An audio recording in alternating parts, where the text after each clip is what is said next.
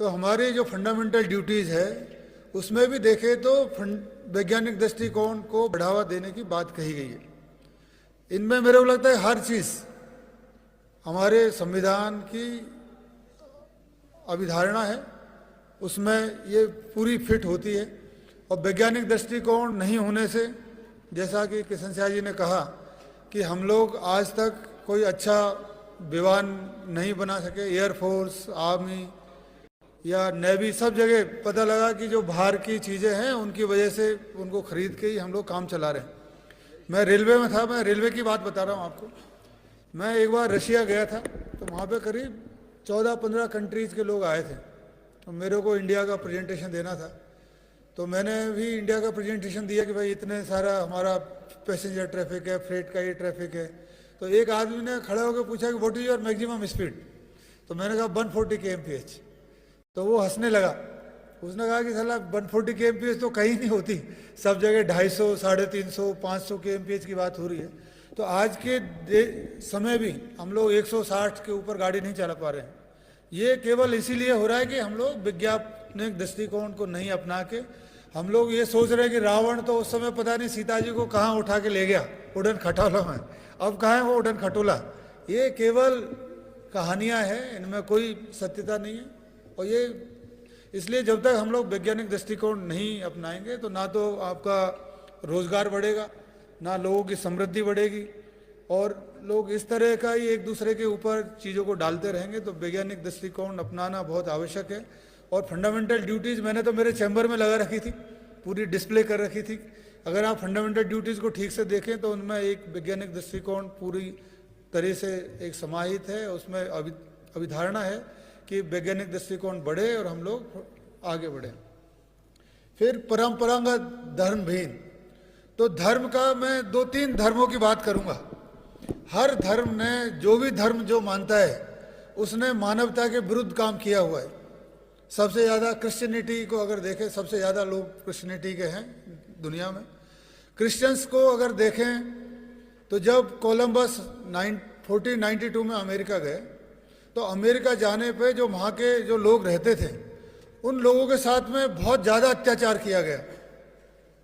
वहाँ के जो रेड इंडियंस थे, जो ओरिजिनल इनहेबिटेंट्स थे वहाँ के, उनको बहुत बुरी तरह से मारा पीटा, उनको धकेल दिया गया एक कॉर्नर में मेक्सिको की तरफ। तो ये सब जगह ऐसा काम हुआ।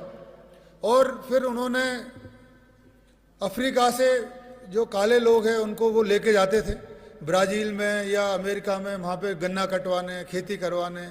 बेटे को अलग बेच दिया, बेटी को अलग बेच दिया, माँ को अलग बेच दिया, बाप को अलग बेच दिया। ये दास प्रथा बहुत दिन तक चली। तो दास प्रथा ये कौन अपना रहे थे? ये लोग जो क्रिश्चियनिटी को मानने वाले लोग थे। तो हम कहें कि भाई धर्म से मानवता आ जाती है, ऐसा तो नहीं हुआ। धर्म या तो मानव सबके समान हो, वो तो एक पर्टिकुलर ग्रुप के लिए फेवर कर रहे हो आप। तो धर्म से मानवता आने का क्रिश्चियंस में नहीं हुआ। आगे मुस्लिम्स की देख लो, मुस्लिम्स में जितने भी जो संगठन है या जो बहुत ज़्यादा कट्टर मुस्लिम है, वो कौन सा मानवता को मान रहा है? वो यही सोच रहा है कि जो मुस्लिम नहीं है वो बेकार है, उसके साथ कुछ करो तो शायद जन्नत मिलेगी, हूर मिलेंगी, इस तरह की अवधारणा है। तो इससे कौन सा मानवता क्रिएट हो रही है? धर्म से। हिंदू धर्म का ही मैं बोलूँगा, हिंदू धर्म में जो छुआछूत हुई उससे शर्मसार बात क्या हो सकती है? आदमी को आदमी नहीं माना गया। इवन केरल में स्तन ढकने पर टैक्स लगाया जाता था, जो नीची जातियों की महिलाओं को ये इस तरह की अवधारणा थी। और या कहीं पे आज की डेट में आप देखो घोड़े पर नहीं बैठता है, बैठेंगे दूल्हा, या और घर नहीं देंगे उनको किराए पे, कहीं टीचर रह रहे जालो और सरोई की तरफ। तो कोई भी धर्म हो तो धर्म का मानवता से कोई मतलब नहीं है। तो अगर धर्म को वैसे अगर हम लोग देखें तो इससे क्या है, धर्म को 4 चीज़ों में हम कह सकते हैं कि कोई चीज़ का गुण धर्म क्या है। तो वो उससे ये होता है कि गुण धर्म, जैसे हवा है चीज़ को सुखा देती है, तो ये उसका धर्म है। अग्नि है उसको किसी को गर्म कर देगी, ये उसका धर्म है। पानी है उसको शीतल कर देगा, ये धर्म है। मतलब उसकी कैरेक्टरिस्टिक क्या है, लेकिन लोग उसको धर्म से कंफ्यूज करते हैं। फिर दूसरा हुआ कि उसकी जिम्मेदारी क्या है, रेस्पॉन्सिबिलिटी।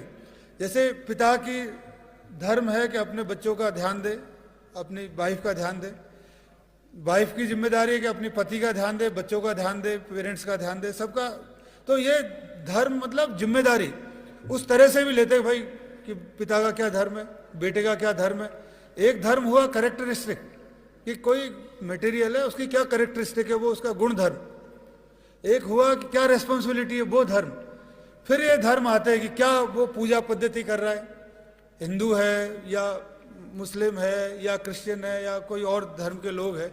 तो अल्टीमेटली ये 4-5 तरह की चीज़ें हैं, तो हम सबको धर्म ही बोलते हैं। वो धर्म उस एंगल से ठीक है कि उसका गुण धर्म क्या है, उसकी जिम्मेदारियां क्या है, उसका क्या धर्म है। तो मानवता को अगर हम लोग देखते हैं तो मानवता बेसिकली ये जो गुण धर्म है या आपकी रेस्पॉन्सिबिलिटी है, उससे संबंधित चीज़ है मानवता।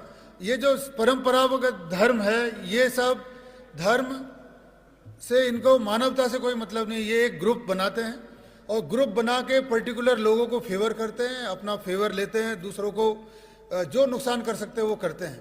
तो अपन अगर ये सोचे कि यार धर्म से मानवता का कोई मतलब है, तो मेरे को नहीं लगता कि बहुत ज़्यादा मतलब है। हालांकि बातें सब ऐसे ही करते हैं कि धर्म से मानवता का भला होगा, अगर धर्म नहीं होगी तो मानवता नहीं बढ़ेगी। लेकिन ये बात पक्की बात है कि धर्म होने से मानवों में गुट हुए, और गुट होने से किसी को फेवर, कुछ लोगों को नुकसान, ये हुआ। तो अगर हम लोग धर्म को हटा दें तो ज़्यादा फायदा होगा। उसके बाद जितनी भी जो चीज़ें हैं साहसी, शिक्षित, तो ये इसके बारे में किशन साय जी ने काफ़ी अच्छी तरीके से समझा दिया। तो मैं तो यही कहूँगा कि हम सब लोगों को जो मानवता है उसको बढ़ाने की आवश्यकता है।